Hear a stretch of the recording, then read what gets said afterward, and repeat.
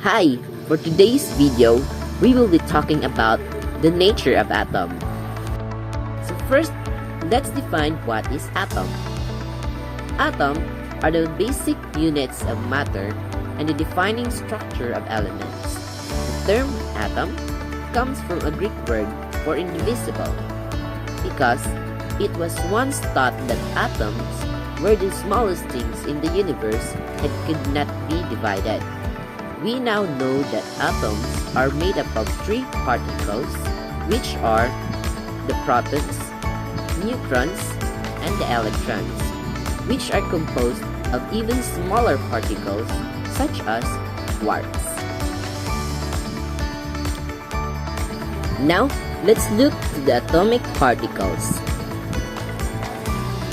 The nucleus. The nucleus was discovered in 1911 by Ernest Rutherford, a physicist from New Zealand. In 1922, Rutherford proposed the name proton for the positively charged particles of the atom.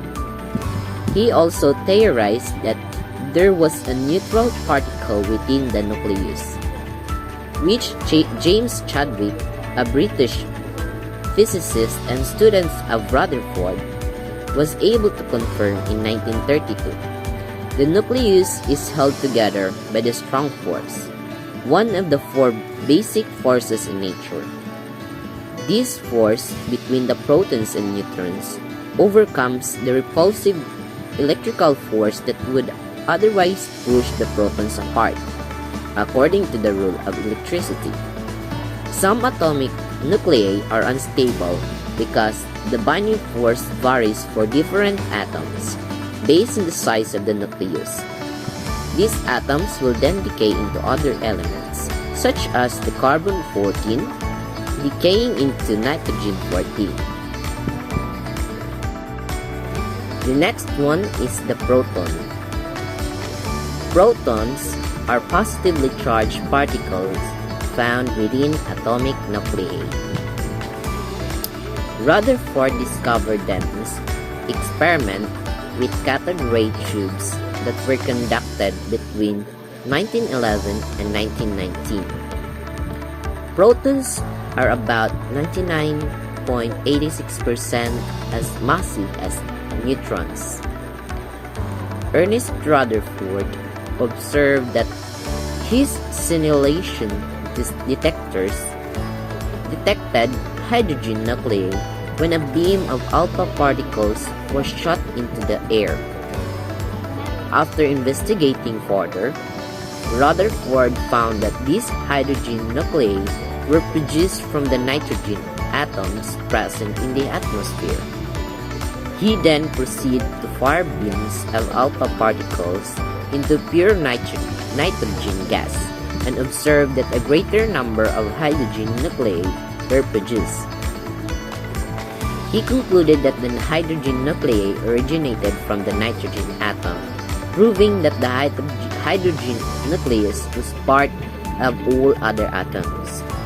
The hydrogen nucleus was later named proton and recognized as one of the building blocks of the atomic nucleus. The next is the electron.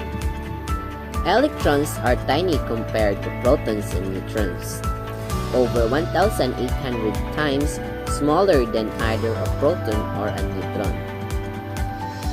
Electrons are about 0.054% as massive as neutrons. Joseph John J.J. Thomson, a British physicist, discovered the electron in 1897.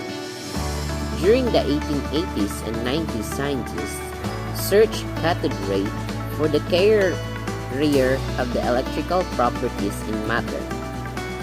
Their work culminated in the discovery by English physicist J.J. Thomson of the electron in 1897.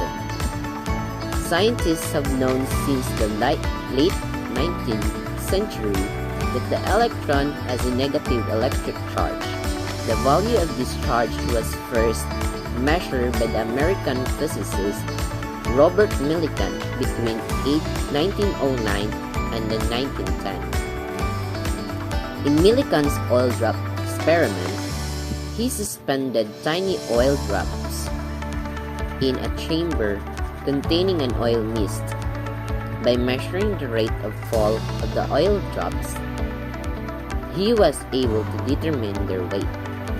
Oil drop that had an electric charge acquired for its sample by friction when moving through the air could then be slowed down or stopped by applying an electric force. The last atomic particle is neutron. The neutron's existence was theorized by Rutherford in 1920 and discovered by Chadwick in 1932. Neutrons were found during experiments when atoms were shot at a thin sheet of beryllium. Subatomic particles with no charge were released, the neutron.